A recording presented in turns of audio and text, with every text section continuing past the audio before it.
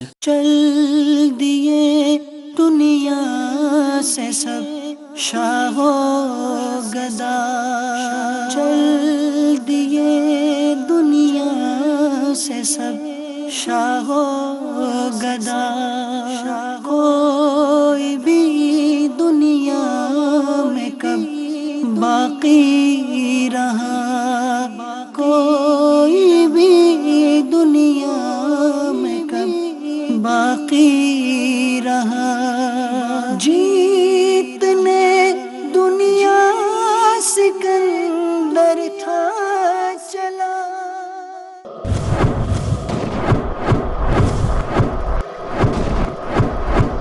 الحمدللہ رب العالمین، الصلاة والسلام علی سید الانبیاء والمرسلین، اما بعد فاعوذ باللہ من الشیطان الرجیم، بسم اللہ الرحمن الرحیم۔ الصلاة والسلام علیک یا رسول اللہ وعلی آلک واصحابک یا حبیب اللہ، الصلاة والسلام علیک یا نبی اللہ وعلی آلک واصحابک یا نور اللہ۔ سلسلہ ہے ہوئے نامور بے نشان کیسے کیسے۔ کوئی بھی دنیا میں کب باقی رہا، کوئی بھی دنیا میں کب باقی رہا، جیتنے دنیا سکندر تھا چلا، جیتنے دنیا سکندر تھا چلا، جب چلا دنیا سے خالی ہاتھ تھا۔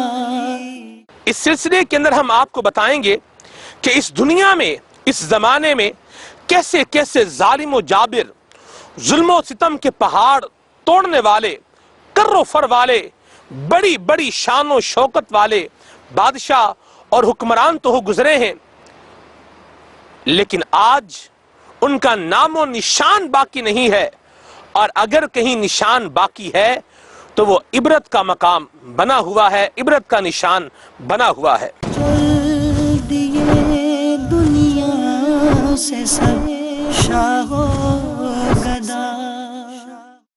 آج ہم آپ کو بتائیں گے کہ چشم فلک نے ایک شخص ایسا بھی دیکھا جس کا زندگی گزارنے کا انداز انتہائی نچلے درجے کا تھا، لیکن پھر ایک وقت وہ بھی آیا کہ وہ بادشاہ بنا۔ جب بادشاہ بنا تو 12,000 بچوں کا قتل کروا دیا، اور بہت سارے افراد کو کھولتے ہوئے تیل کی دیگوں میں ڈال کر ان کی زندگی کا خاتمہ کر دیا۔ یہ کون تھا؟ یہ فرعون تھا۔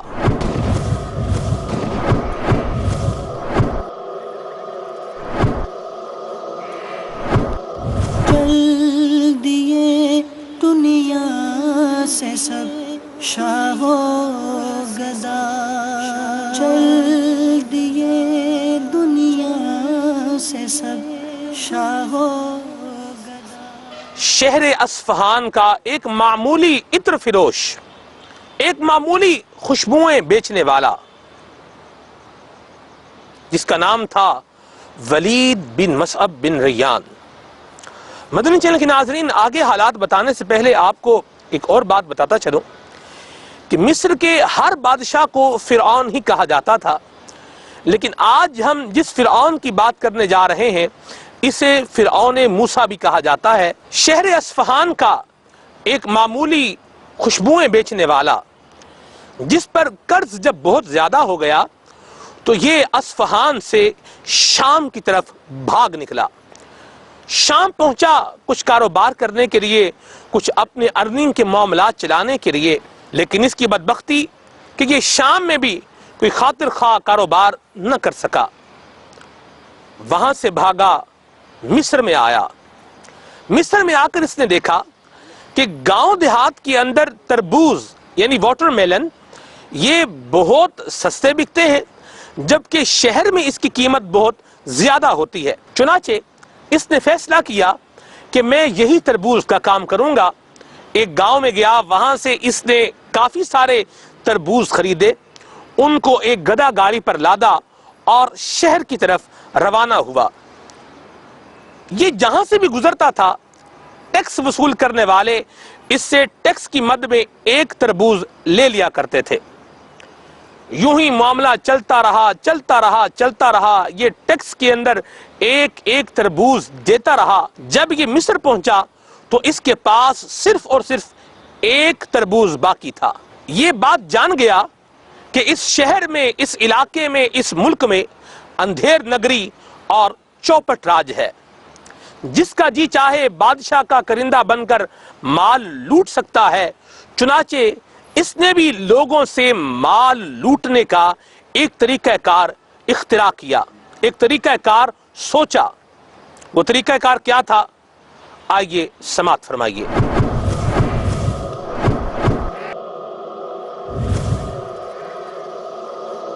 فرعون اپنے سفر کے دوران دیکھ چکا تھا کہ یہاں جنگل کا قانون ہے، جس کا جو چاہے، جس طریقے سے چاہے وہ لوگوں کا مال لوٹ سکتا ہے، دولت جمع کر سکتا ہے۔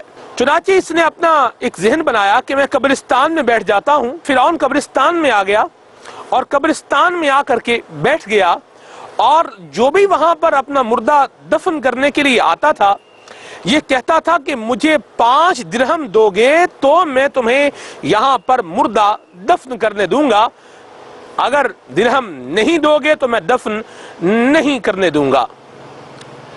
بادشاہ نے یہ ٹیکس مقرر کیا ہے اور یہ ٹیکس تم کو دینا ہوگا۔ نظام چلتا رہا، دن گزرتے رہے، 1 مہینہ گزرا، 2 مہینے گزرے، 3 ماہ گزر گئے، اور ان 3 ماہ کے دوران فرعون کافی سارا پیسہ جمع کر چکا تھا۔ اللہ کا کرنا ایسا ہوا کہ ایک دن بادشاہ کا ایک قریبی آدمی مر گیا۔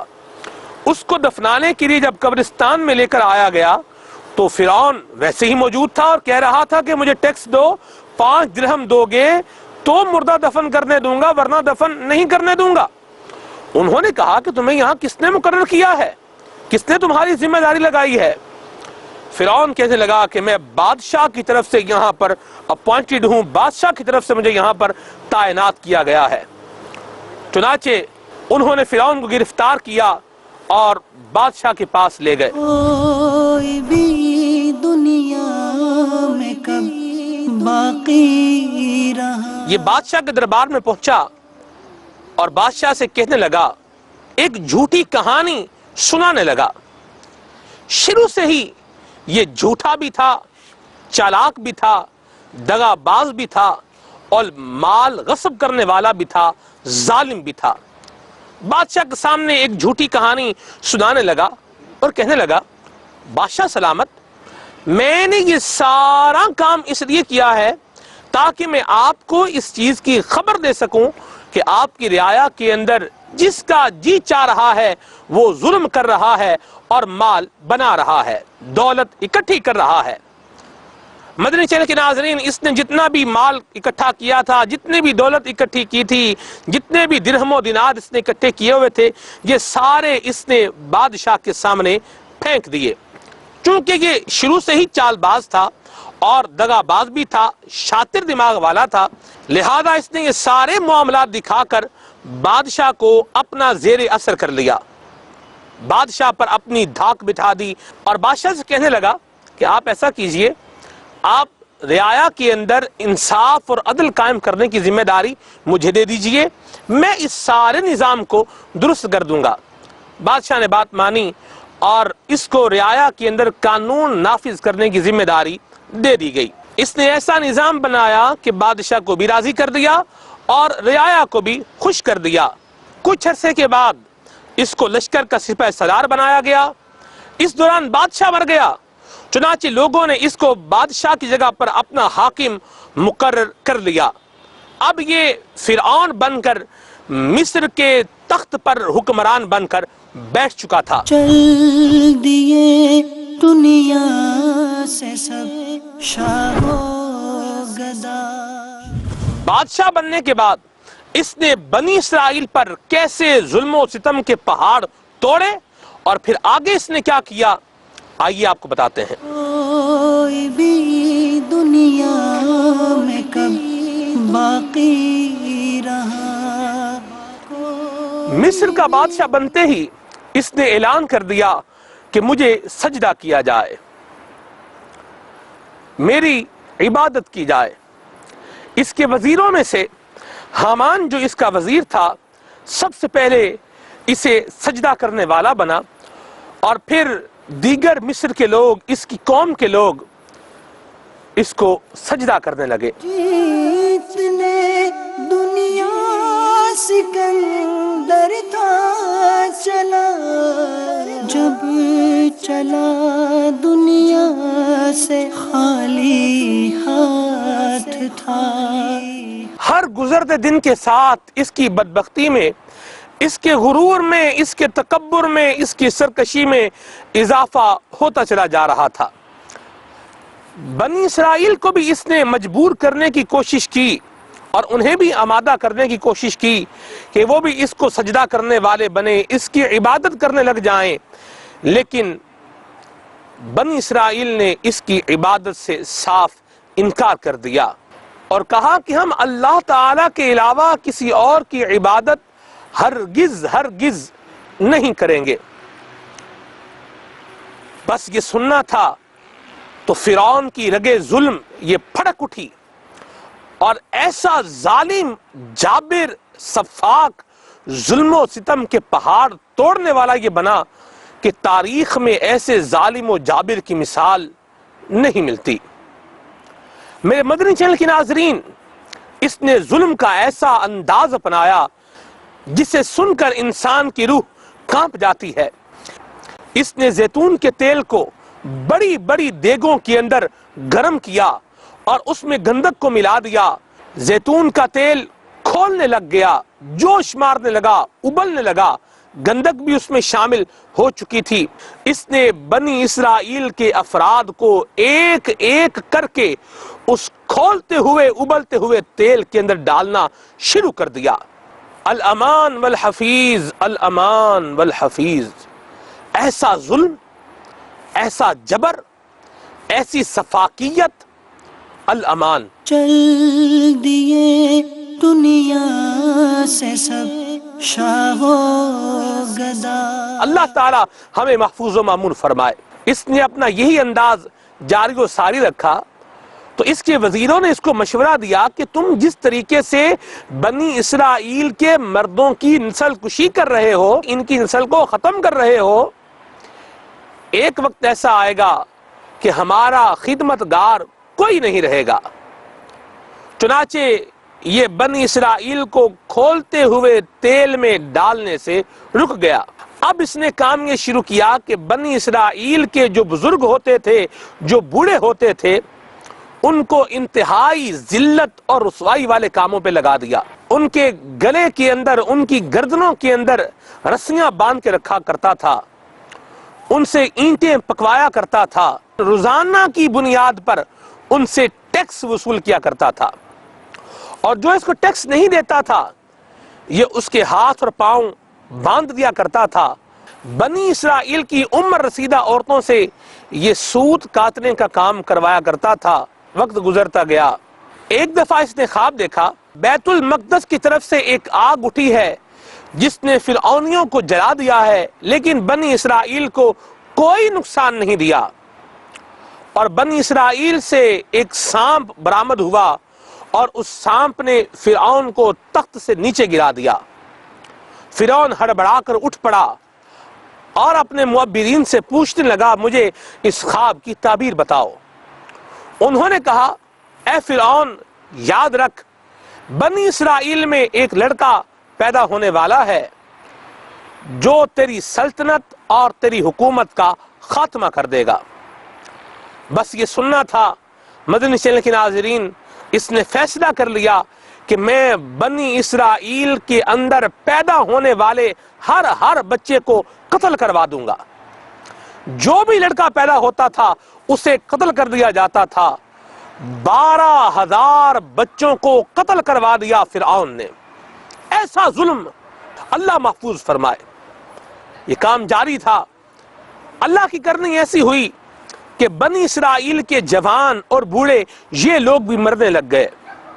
اس نے جب یہ سارا معاملہ اور ماجرا دیکھا، اس کے وزیر بھی سب کچھ دیکھ رہے تھے، اس کے وزیروں نے کہا اے بادشاہ تجھے کیا ہو گیا ہے؟ تو جس انداز میں بنی اسرائیل کے لڑکے ان کو قتل کر رہا ہے، بچوں کو قتل کر رہا ہے، ہماری خدمت کون کرے گا؟ ہمارا کام کاج کون کرے گا؟ پھر یہ فیصلہ ہوا کہ 1 سال بچوں کو قتل کیا جائے گا اور 1 سال چھوڑ دیا جائے گا۔ جو سال چھوڑنے کا تھا اس سال میں حضرت سیدنا ہارون علیہ السلام پیدا ہوئے، اور وہ سال جو بچوں کے قتل کرنے کا تھا اس سال میں حضرت سیدنا موسیٰ کلیم اللہ علی نبینا و علیہ السلام پیدا ہوئے۔ موسیٰ علیہ السلام کی ولادت باسعارت ہوئی، آپ دنیا میں تشریف لائے، اللہ تبارک و تعالیٰ نے آپ کی حفاظت کیسے فرمائی، بڑھئی نے کس انداز میں آپ کے لیے صندوق تیار کیا، آپ فرعون کے محل میں جا پہنچے اور آپ نے فرعون کے محل میں پرورش پائی، کس طرح پائی، آئیے آپ کو بتاتے ہیں۔ بھٹکے ہوں کو راستہ اللہ نے دیا، بھیجے ہماری رہنمائی کو یہ انبیاء، بھیجے ہماری رہنمائی کو۔ حضرت سیدنا یعقوب علی نبینا و علیہ السلام کی آل میں سے حضرت سیدنا عمران اپنی قوم بنی اسرائیل کے سردار تھے، اور موسیٰ علیہ السلام انہی کے فرزند تھے۔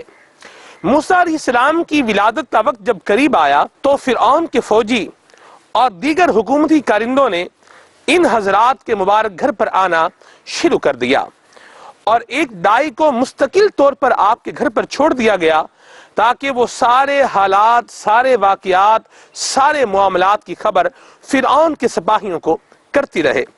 میرے مدنی چینل کے ناظرین، رات کا وقت تھا اور حضرت سیدنا موسیٰ علیہ السلام چاند سا چہرہ چمکاتے ہوئے دنیا میں تشریف لے آئے۔ اللہ تبارک و تعالیٰ نے آپ کو محبوبیت عامہ عطا فرمائی تھی، اور عالم یہ تھا جو بھی آپ کو دیکھتا تھا آپ کی محبت میں گرفتار ہو جاتا تھا۔ موسیٰ علیہ السلام کو دیکھنے والی دائی موسیٰ علیہ السلام کی محبت میں گرفتار ہو گئی، اور آپ کی والدہ کو کہنے لگی کہ اس بچے کو ہرگز قتل نہیں ہونا چاہیے۔ میرے مدنی چینل کے ناظرین، طے یہ پایا کہ گھر کے اندر موجود بکری کا بچہ اس کو ذبح کیا جائے اور اس کے پیسز کر کے اس کو ایک ہنڈیا میں ڈال دیا جائے، اور اس طریقے سے موسیٰ علیہ السلام کی حفاظت کا سامان کیا جائے۔ چنانچہ بکری کے بچے کو ذبح کیا گیا، اس کے پیسز کر کے اسے ہنڈیا میں ڈالا گیا۔ سپاہیوں سے جا کر کہنے لگی کہ یہاں پر بچہ پیدا ہوا تھا، لڑکا پیدا ہوا تھا، اسے قتل کر کے ہانڈی میں ڈال دیا ہے، اور اب میں اس کو ٹھکانے لگانے جا رہی ہوں۔ سپاہیوں نے مزید تحقیقات نہیں کی اور دائی کو جانے دیا۔ اللہ تبارک و تعالیٰ کا کرنا ایسا ہوا کہ موسیٰ علیہ السلام اپنی والدہ ماجدہ کی آغوش شفقت میں پرورش پانے لگے۔ یہاں فرعون کے نجومیوں نے اسے خبر دی کہ اے فرعون، وہ بچہ جو تمہاری سلطنت کے، تمہاری حکومت کے خاتمے کا ذریعہ بنے گا، وہ بچہ پیدا ہو چکا ہے۔ بھٹکے ہوں کو راستہ اللہ نے دیا، بھیجے ہماری رہنمائی کو یہ انبیاء۔ فرعون نجومیوں کی بات سن کر ہڑبڑا اٹھا، پریشان ہو گیا کہ وہ بچہ جس سے اپنے آپ کو بچانے کے لیے میں نے بنی اسرائیل کے 12,000 بچوں کا قتل کیا، وہ بچہ پیدا ہو گیا۔ اس نے فوراً اپنے سپاہیوں کو بلایا اور ان سے پوچھنے لگا کہ بتاؤ، کیا تم نے بنی اسرائیل کے اندر ہر بچے کو خود قتل کیا ہے؟ سپاہی بولے کہ سب بچوں کو تو ہم نے ہی قتل کیا ہے، لیکن عمران کے بیٹے کو ہم نے خود قتل نہیں کیا، بلکہ ان کے بیٹے کو دائی نے قتل کیا، اور ہم نے دائی کی بات پر اعتماد کر لیا۔ فرعون نے کہا فوراً ان کے گھر پہنچو اور جا کے دیکھو بچہ وہاں پر موجود ہے یا نہیں ہے۔ فرعون کے فوجی دوڑتے ہوئے حضرت موسیٰ علیہ السلام کے گھر پر پہنچے، فوراً گھر میں داخل ہوئے۔ موسیٰ علیہ السلام اپنی ہمشیرہ محترمہ کی گود میں تھے۔ آپ کی ہمشیرہ نے جب یہ سارا ماجرا دیکھا تو آپ کو فوراً تندور میں ڈال دیا۔ فرعون کے سپاہی سارے گھر کی تلاشی لیتے رہے لیکن موسیٰ علیہ السلام کو تلاش نہ کر سکے۔ فانوس بن کے جس کی حفاظت ہوا کرے، فانوس بن کے جس کی حفاظت ہوا کرے، وہ شمع کیا بجھے جسے روشن خدا کرے۔ آپ کی والدہ نے آپ کی ہمشیرہ سے کہا آپ کا بھائی کہاں ہے؟ تو آپ کی ہمشیرہ کہنے لگیں کہ میں نے اپنے بھائی کو تنور میں ڈال دیا ہے، جلتے ہوئے تنور میں ڈال دیا ہے۔ موسیٰ علیہ السلام کی والدہ بے قرار ہو گئیں، فوراً تنور کے پاس پہنچی، کیا دیکھتی ہیں کہ موسیٰ علیہ السلام بالکل محفوظ ہیں اور آگ کے انگاروں کے ساتھ کھیل رہے ہیں۔ یہ موسیٰ علیہ السلام کا ارہاس تھا، اللہ تبارک و تعالیٰ کا فضل تھا، کرم تھا۔ بھیجے ہماری رہنمائی کو یہ انبیاء۔ حضرت سیدنا موسیٰ علیہ السلام کی عمر 40 دن ہو چکی تھی اور آپ کی والدہ ماجدہ کو یہ خطرہ لاحق تھا۔ یہ بات جانتی تھی آپ کہ میرے بیٹے کی زندگی مشکل میں ہے، چنانچہ ڈیسیژن لیا، فیصلہ لیا کہ کیوں نہ اس بچے کو ایک صندوق میں ڈال کر، کشتی میں ڈال کر دریائے نیل میں بہا دیا جائے، اللہ تبارک و تعالیٰ کے سپرد کر دیا جائے کہ وہاں سے ان کو کوئی اور اٹھائے گا اور ان کی پرورش کر لے گا۔ مدنی چینل کے ناظرین، گھر کے تمامی افراد نے مشورہ کیا کہ ہمارے محلے کے اندر ایک شخص ہے جس کا نام ہے سانوم، کارپینٹر ہے، اس سے بات کی جائے اور اس سے وڈ کا، لکڑی کا ایک چھوٹا سا باکس تیار کروا لیا جائے۔ سانوم سے یہ وعدہ لیا گیا کہ تم کسی شخص کو نہیں بتاؤ گے کہ تم سے یہ صندوق، یہ باکس لکڑی کا کیوں بنوایا جا رہا ہے، اور کسی سے تم یہ بات شیئر نہیں کرو گے، کسی کو یہ بات نہیں بتاؤ گے۔ فرعون نے اس بات کا اعلان کروا دیا تھا کہ جو بھی مجھے اس بچے کی خبر دے گا میں اس کو بہت ساری دولت دوں گا، سونا دوں گا، انعام دوں گا، اکرام دوں گا۔ اس سانوم بڑھئی کارپینٹر کے دل میں لالچ آ گیا، کیوں نہ میں جا کے فرعون کو بتاؤں اور بہت ساری دولت حاصل کرنے میں کامیاب ہو جاؤں۔ چنانچہ یہ فرعون کو بتانے کی نیت سے روانہ ہوا، قدم اٹھانے لگا۔ جو ہی موسیٰ علیہ السلام کے گھر سے باہر پہنچا، تخنوں تک زمین میں دھنس گیا اور ہاتف غیبی سے آواز آئی کہ اگر تو فرعون کو بتانے کے لیے جائے گا، اس ارادے کو نہیں چھوڑے گا تو تجھے زمین کے اندر دھنسا دیا جائے گا۔ فوراً توبہ کرنے لگا اور اپنے ارادے سے باز آ گیا، میں ایسا نہیں کروں گا۔ موسیٰ علیہ السلام کی والدہ ماجدہ سے کہنے لگا کہ مجھے اس پاکیزہ اور نیک بچے کی زیارت کروائیے کہ میں اس کی زیارت سے اپنی آنکھوں کو ٹھنڈا کروں۔ چنانچہ یہ موسیٰ علیہ السلام کے پاس آیا اور آ کر آپ کی زیارت سے اپنی آنکھوں کو ٹھنڈا کرنے لگا، اپنی آنکھیں موسیٰ علیہ السلام کے مبارک قدموں سے لگانے لگا، اور یہی وہ پہلا شخص تھا جو موسیٰ علیہ السلام پر ایمان لے کر آیا تھا۔ مدنی چینل کے ناظرین، آپ اندازہ لگائیے، ایک ماں اپنے لخت جگر کو، اپنے پیارے بیٹے کو جو اسے جان سے پیارا ہے، اس بیٹے کو نہلا رہی ہے، نہلانے کے بعد عمدہ کپڑے پہنا رہی ہے، عمدہ کپڑے پہنانے کے بعد اپنے اس بیٹے کو خوشبو لگاتی ہے، خوشبو لگانے کے بعد اس باکس کو، لکڑی کے باکس کو واٹر پروف بنانے کے لیے اس میں ڈامر لگائی جاتی ہے، اور پھر حضرت سیدنا موسیٰ علیہ السلام کو اس باکس میں رکھ کر دریائے نیل میں اللہ تبارک و تعالیٰ کے سپرد کر دیا جاتا ہے۔ تفاسیر میں بیان ہے کہ حضرت موسیٰ علیہ السلام کی والدہ کی آنکھوں سے آنسو جاری تھے۔ اولاد کا دکھ کیسا ہوتا ہے، جو اولاد والے ہیں وہ یہ بات بخوبی سمجھ سکتے ہیں۔ بہرحال اللہ کی قضاء پر، اللہ کے فیصلے پر راضی تھے۔ دریائے نیل میں جب موسیٰ علیہ السلام کا باکس جو ہے وہ تیرتا جا رہا تھا تو آپ کی ہمشیرہ جن کا نام مریم تھا وہ اس کی نگہبانی کر رہی تھیں، اس کو دیکھ رہی تھیں۔ دریائے نیل سے ایک نہر بنائی گئی تھی جس کا نام تھا عین الشمس، اور وہ نہر فرعون کے باغ کی طرف جاتی تھی۔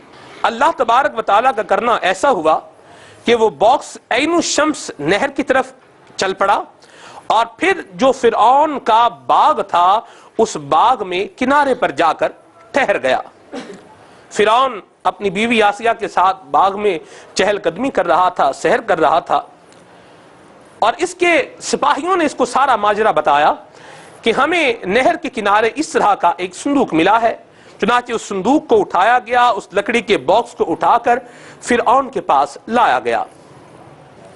جب اس باکس کو کھولا گیا تو فرعون یہ دیکھ رہا تھا کہ اس باکس کے اندر بچہ موجود ہے، بڑا حسین و جمیل بچہ ہے۔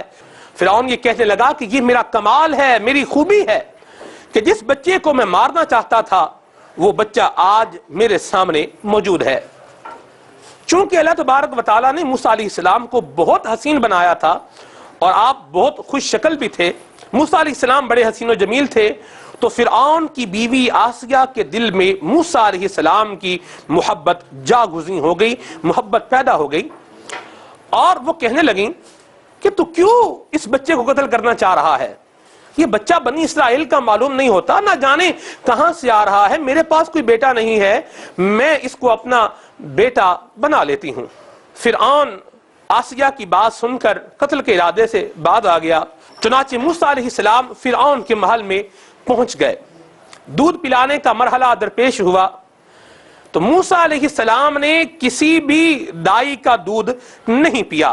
موسیٰ علیہ السلام کی والدہ کو جب اس بات کی خبر ہوئی کہ موسیٰ علیہ السلام تو فرعون کے محل میں پہنچ گئے ہیں، تو آپ کی والدہ پریشان ہو گئیں اور دل بے قرار ہو گیا۔ اللہ تبارک و تعالی نے موسیٰ علیہ السلام کی والدہ کے دل میں القاء فرمایا، ڈرو نہیں، غم نہیں کرو، ہم تمہارا بچہ تمہیں لوٹا دیں گے۔ مدنی چینل کے ناظرین، چھوٹا بچہ ظاہر سی بات ہے ماں کا دودھ پیتا ہے، اور موسیٰ علیہ السلام کو بھی دودھ پلانے کے لیے مختلف دائیاں بلوائی گئیں، لیکن موسیٰ علیہ السلام نے کسی کا دودھ نہیں پیا۔ آپ کی ہمشیرہ محترمہ جن کا نام مریم تھا، وہ یہ سارا ماجرا دیکھ رہی تھیں۔ آپ فرعون سے کہنے لگیں کہ میں تمہیں ایک عورت کے بارے میں بتاتی ہوں کہ جس کا دودھ یہ پی لیں گے۔ فرعون نے کہا ہاں ضرور بتاؤ۔ چنانچہ موسیٰ علیہ السلام کی والدہ کو آپ بلا کر کے لے آئیں۔ موسیٰ علیہ السلام جیسے ہی اپنی والدہ کی آغوش رحمت میں پہنچے، اپنی والدہ کی گود میں پہنچے، آپ نے دودھ نوش فرمانا شروع کر دیا۔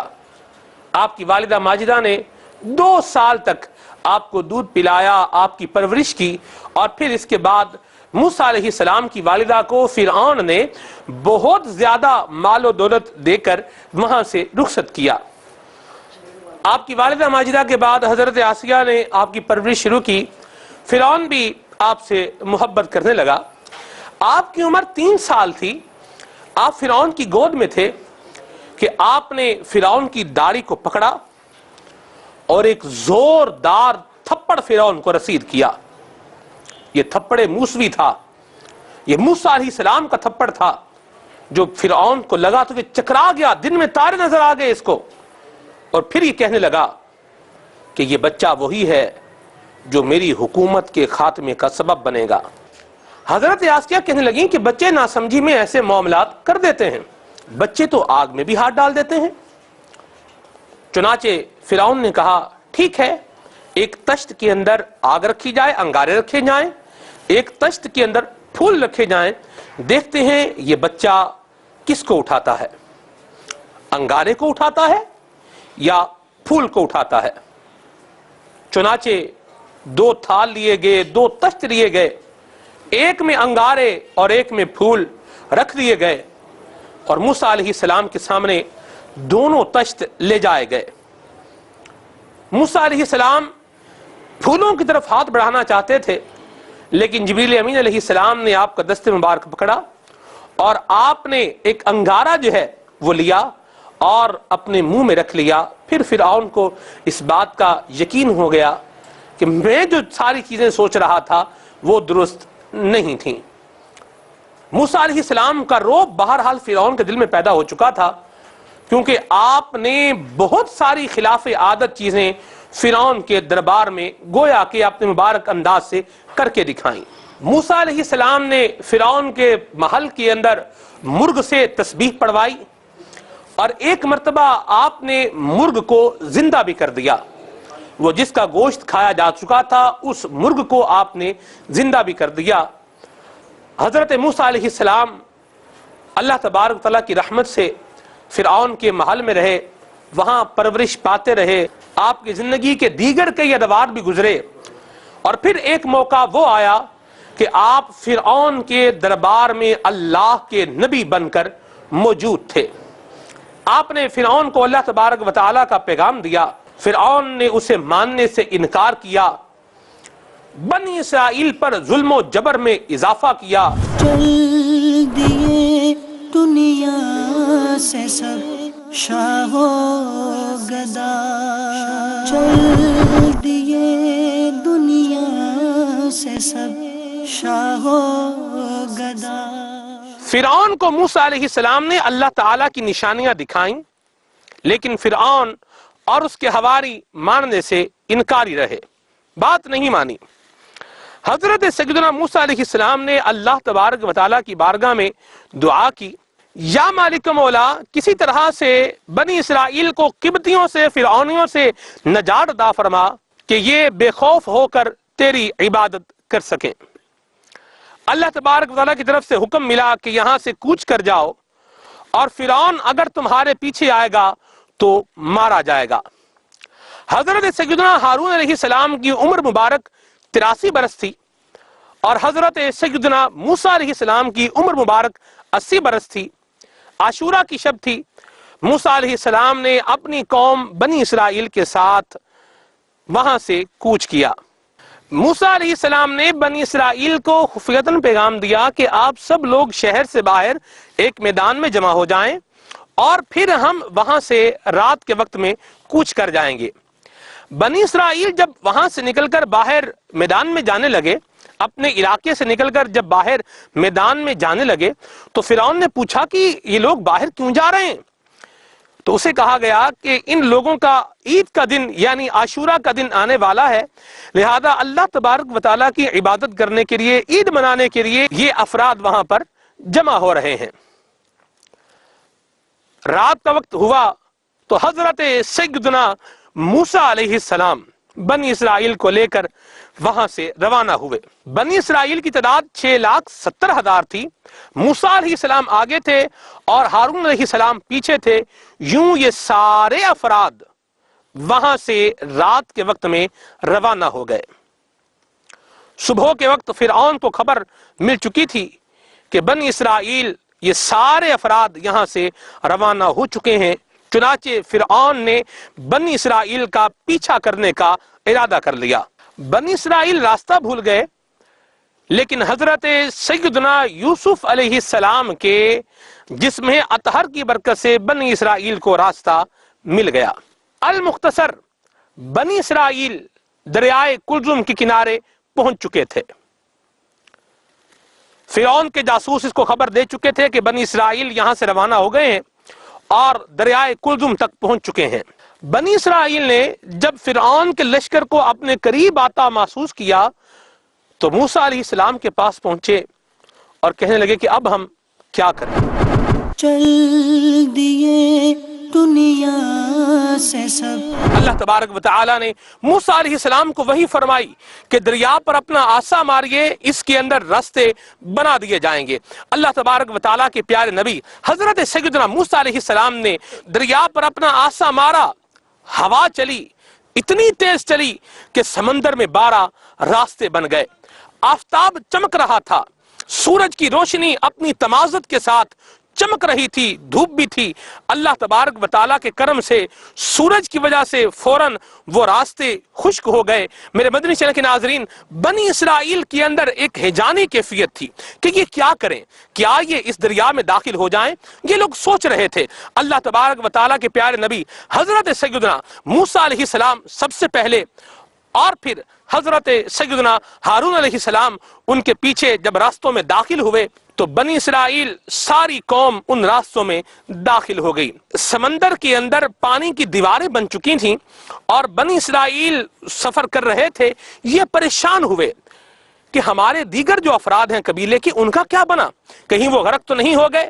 اللہ تبارک و تعالیٰ کے فضل سے، کرم سے موسیٰ علیہ السلام نے پانی کی دیواروں میں جب آسا مارا تو وہاں روشن دان بن گئے، کھڑکیاں بن گئی، اور بنی اسرائیل یوں باتیں کرتے کرتے، گفتگو کرتے کرتے دریا کو پار کر گئے۔ فرعون بھی بحر کلزم کے کنارے پہنچ چکا تھا۔ اس کے وزیر نے اسے کہا کہ اس پانی کے اندر قدم مت رکھنا ورنہ تمہیں اپنی خدائی کا بھاؤ معلوم ہو جائے گا۔ لیکن یہ چونکہ تکبر کا شکار تھا، پہلے بھی موسیٰ علیہ السلام کا مبارک باکس جب اس کے باغ کے قریب پہنچا تھا تو وہاں پر بھی اس نے یہی کہا کہ یہ میرا ہی کمال ہے کہ وہ بچہ جس کو میں مارنا چاہتا ہوں آج میرے پاس آ چکا، اور یہاں پر بھی یہی کہہ رہا تھا کہ میرے اقبال کی وجہ سے، میرے دبدبے کی وجہ سے، میری ہیبت کی وجہ سے دریا راستہ دے چکا اور یہ راستہ خشک ہو چکا۔ اگر بنی اسرائیل مارے جاتے مجھے خدام کہاں سے ملتے؟ تو یہ سب کچھ تو میری وجہ سے ہوا ہے۔ لیکن یہ تھوڑا مخمسے کا شکار اس وقت ہوا جب اسے اس کے وزراء نے کہا کہ تم یہاں پر داخل نہ ہونا۔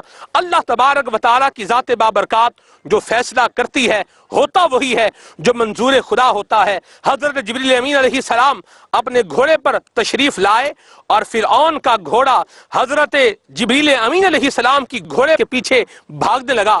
فرعون نہ چاہتے ہوئے بھی اس دریا میں داخل ہوا۔ فرعون کے جتنے پیروی کرنے والے تھے، فرعونی لشکر کے افراد تھے، وہ بھی دریا میں داخل ہوئے۔ اللہ تبارک و تعالیٰ کا کرنا ایسا ہوا، وہ پانی کی دیواریں دوبارہ پانی میں تبدیل ہو گئیں، وہ راستے ختم ہو گئے، فرعون پانی کے اندر غرق ہو گیا، ڈوب گیا، اور سارے اس کے فوجی وہ بھی ڈوب گئے۔ مدنی چینل کے ناظرین، اللہ تبارک و تعالیٰ کا ایسا کرم تھا، ایسا فضل تھا موسیٰ علیہ السلام قوم پر، موسیٰ علیہ السلام کی امت پر، کہ دریا نے فرعونیوں کو تو ڈبو دیا، لیکن ان کا جو ساز و سامان تھا، ان کے پاس جو سونا تھا اور اس طرح کا مال و متاع تھا، یہ نکال کر باہر کنارے پر پھینک دیا۔ بنی اسرائیل کے افراد پریشان ہوئے، پتہ نہیں فرعون مرا بھی ہے یا نہیں مرا، اس کی فوج ہے وہ بھی پانی میں غرق ہوئی ہے یا نہیں ہوئی۔ پانی نے فرعون اور اس کے کچھ فوجیوں کی لاشوں کو نکال کر باہر کنارے پر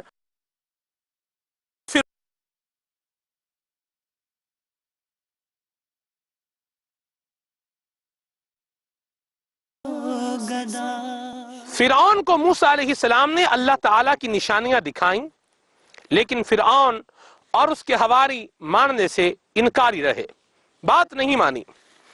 حضرت سیدنا موسیٰ علیہ السلام نے اللہ تبارک و تعالیٰ کی بارگاہ میں دعا کی، یا مالک مولا، کسی طرح سے بنی اسرائیل کو قبطیوں سے، فرعونیوں سے نجات عطا فرما کہ یہ بے خوف ہو کر تیری عبادت کر سکیں۔ اللہ تبارک و تعالیٰ کی طرف سے حکم ملا کہ یہاں سے کوچ کر جاؤ، اور فرعون اگر تمہارے پیچھے آئے گا تو مارا جائے گا۔ حضرت سیدنا ہارون علیہ السلام کی عمر مبارک 83 برس تھی، اور حضرت سیدنا موسیٰ علیہ السلام کی عمر مبارک 80 برس تھی۔ عاشورہ کی شب تھی۔ موسیٰ علیہ السلام نے اپنی قوم بنی اسرائیل کے ساتھ وہاں سے کوچ کیا۔ موسیٰ علیہ السلام نے بنی اسرائیل کو خفیتاً پیغام دیا کہ آپ سب لوگ شہر سے باہر ایک میدان میں جمع ہو جائیں، اور پھر ہم وہاں سے رات کے وقت میں کوچ کر جائیں گے۔ بنی اسرائیل جب وہاں سے نکل کر باہر میدان میں جانے لگے، اپنے علاقے سے نکل کر جب باہر میدان میں جانے لگے تو فرعون نے پوچھا کہ یہ لوگ باہر کیوں جا رہے ہیں؟ تو اسے کہا گیا کہ ان لوگوں کا عید کا دن یعنی عاشورہ کا دن آنے والا ہے، لہذا اللہ تبارک و تعالیٰ کی عبادت کرنے کے لیے، عید منانے کے لیے یہ افراد وہاں پر جمع ہو رہے ہیں۔ رات کا وقت ہوا تو حضرت سیدنا موسیٰ علیہ السلام بنی اسرائیل کو لے کر وہاں سے روانہ ہوئے۔ بنی اسرائیل کی تعداد 6,70,000 تھی۔ موسیٰ علیہ السلام آگے تھے اور ہارون علیہ السلام پیچھے تھے۔ یوں یہ سارے افراد وہاں سے رات کے وقت میں روانہ ہو گئے۔ صبح کے وقت فرعون کو خبر مل چکی تھی کہ بنی اسرائیل یہ سارے افراد یہاں سے روانہ ہو چکے ہیں، چنانچہ فرعون نے بنی اسرائیل کا پیچھا کرنے کا ارادہ کر لیا۔ بنی اسرائیل راستہ بھول گئے، لیکن حضرت سیدنا یوسف علیہ السلام کے جسم اطہر کی برکت سے بنی اسرائیل کو راستہ مل گیا۔ المختصر، بنی اسرائیل دریائے کلزم کے کنارے پہنچ چکے تھے۔ فرعون کے جاسوس اس کو خبر دے چکے تھے کہ بنی اسرائیل یہاں سے روانہ ہو گئے ہیں اور دریائے کلزم تک پہنچ چکے ہیں۔ بنی اسرائیل نے جب فرعون کے لشکر کو اپنے قریب آتا محسوس کیا تو موسیٰ علیہ السلام کے پاس پہنچے اور کہنے لگے کہ اب ہم کیا کریں؟ چل دیے دنیا سے سب۔ اللہ تبارک و تعالی نے موسیٰ علیہ السلام کو وحی فرمائی کہ دریا پر اپنا آسا ماریے، اس کے اندر راستے بنا دیے جائیں گے۔ اللہ تبارک و تعالی کے پیارے نبی حضرت سیدنا موسیٰ علیہ السلام نے دریا پر اپنا آسا مارا، ہوا چلی، اتنی تیز چلی کہ سمندر میں 12 راستے بن گئے۔ آفتاب چمک رہا تھا، سورج کی روشنی اپنی تمازت کے ساتھ چمک رہی تھی، دھوپ بھی تھی۔ اللہ تبارک و تعالیٰ کے کرم سے سورج کی وجہ سے فوراً وہ راستے خشک ہو گئے۔ میرے مدنی چینل کے ناظرین، بنی اسرائیل کے اندر ایک ہیجانی کیفیت تھی کہ یہ کیا کریں، کیا یہ اس دریا میں داخل ہو جائیں؟ یہ لوگ سوچ رہے تھے۔ اللہ تبارک و تعالیٰ کے پیارے نبی حضرت سیدنا موسیٰ علیہ السلام سب سے پہلے، اور پھر حضرت سیدنا ہارون علیہ السلام ان کے پیچھے جب راستوں میں داخل ہوئے تو بنی اسرائیل ساری قوم ان راستوں میں داخل ہو گئی۔ سمندر کے اندر پانی کی دیواریں بن چکی تھیں اور بنی اسرائیل سفر کر رہے تھے۔ یہ پریشان ہوئے کہ ہمارے دیگر جو افراد ہیں قبیلے کے، ان کا کیا بنا؟ کہیں وہ غرق تو نہیں ہو گئے؟ اللہ تبارک و تعالیٰ کے فضل سے، کرم سے موسیٰ علیہ السلام نے پانی کی دیواروں میں جب آسا مارا تو وہاں روشن دان بن گئے، کھڑکیاں بن گئی، اور بنی اسرائیل یوں باتیں کرتے کرتے، گفتگو کرتے کرتے دریا کو پار کر گئے۔ فرعون بھی بحر کلزم کے کنارے پہنچ چکا تھا۔ اس کے وزیر نے اسے کہا کہ اس پانی کے اندر قدم مت رکھنا، ورنہ تمہیں اپنی خدائی کا بھاؤ معلوم ہو جائے گا۔ لیکن یہ چونکہ تکبر کا شکار تھا، پہلے بھی موسیٰ علیہ السلام کا مبارک باکس جب اس کے باغ کے قریب پہنچا تھا تو وہاں پر بھی اس نے یہی کہا کہ یہ میرا ہی کمال ہے کہ وہ بچہ جس کو میں مارنا چاہتا ہوں آج میرے پاس آ چکا، اور یہاں پر بھی یہی کہہ رہا تھا کہ میرے اقبال کی وجہ سے، میرے دبدبے کی وجہ سے، میری ہیبت کی وجہ سے دریا راستہ دے چکا اور یہ راستہ خشک ہو چکا۔ اگر بنی اسرائیل مارے جاتے مجھے خدام کہاں سے ملتے؟ تو یہ سب کچھ تو میری وجہ سے ہوا ہے۔ لیکن یہ تھوڑا مخمسے کا شکار اس وقت ہوا جب اسے اس کے وزراء نے کہا کہ تم یہاں پر داخل نہ ہونا۔ اللہ تبارک و تعالیٰ کی ذات بابرکات جو فیصلہ کرتی ہے ہوتا وہی ہے جو منظور خدا ہوتا ہے۔ حضرت جبریل امین علیہ السلام اپنے گھوڑے پر تشریف لائے اور فرعون کا گھوڑا حضرت جبریل امین علیہ السلام کی گھوڑے کے پیچھے بھاگنے لگا۔ فرعون نہ چاہتے ہوئے بھی اس دریا میں داخل ہوا۔ فرعون کے جتنے پیروی کرنے والے تھے، فرعونی لشکر کے افراد تھے، وہ بھی دریا میں داخل ہوئے۔ اللہ تبارک و تعالیٰ کا کرنا ایسا ہوا، وہ پانی کی دیواریں دوبارہ پانی میں تبدیل ہو گئیں، وہ راستے ختم ہو گئے، فرعون پانی کے اندر غرق ہو گیا، ڈوب گیا، اور سارے اس کے فوجی وہ بھی ڈوب گئے۔ مدنی چینل کے ناظرین، اللہ تبارک و تعالیٰ کا ایسا کرم تھا، ایسا فضل تھا موسیٰ علیہ السلام قوم پر، موسیٰ علیہ السلام کی امت پر، کہ دریا نے فرعونیوں کو تو ڈبو دیا، لیکن ان کا جو ساز و سامان تھا، ان کے پاس جو سونا تھا اور اس طرح کا مال و متاع تھا، یہ نکال کر باہر کنارے پر پھینک دیا۔ بنی اسرائیل کے افراد پریشان ہوئے، پتہ نہیں فرعون مرا بھی ہے یا نہیں مرا، اس کی فوج ہے وہ بھی پانی میں غرق ہوئی ہے یا نہیں ہوئی۔ پانی نے فرعون اور اس کے کچھ فوجیوں کی لاشوں کو نکال کر باہر کنارے پر پھینک دیا۔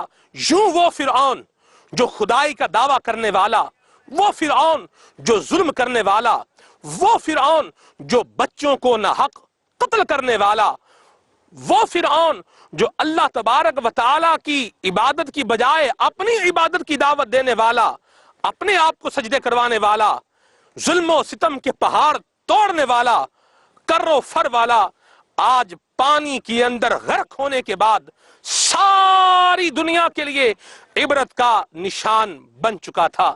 میرے مدنی چینل کے ناظرین، ہمیں پتہ یہ چلتا ہے کہ انسان کو اپنی اوقات یاد رکھنی چاہیے، تکبر کا شکار ہرگز نہیں ہونا چاہیے، اللہ تبارک و تعالیٰ کا عاجز اور مسکین بندہ بن کر اپنی زندگی گزارنی چاہیے۔ اور یاد رکھیے، جو تکبر کرے گا، جو اللہ تبارک و تعالیٰ کی نافرمانی کرے گا، یا جو اللہ تبارک و تعالیٰ کی ذات بابرکات سے جنگ کرے گا، یا اللہ تبارک و تعالیٰ کی ذات کی توہین کرے گا، اس کا نام و نشان مٹ جائے گا، ملیا میٹ ہو جائے گا۔ ہوئے نامور بے نشان کیسے کیسے، جگہ جی لگانے کی دنیا نہیں ہے، یہ عبرت کی جا ہے، تماشا نہیں ہے۔ چل دیے دنیا سے سب شاہ و گدا، کوئی بھی دنیا میں کب باقی رہا، کوئی بھی دنیا میں کب باقی رہا۔ جیتنے دنیا سکندر تھا چلا، جیتنے دنیا سکندر تھا چلا، جب چلا دنیا سے خالی ہاتھ تھا، جب چلا دنیا سے خالی ہاتھ تھا۔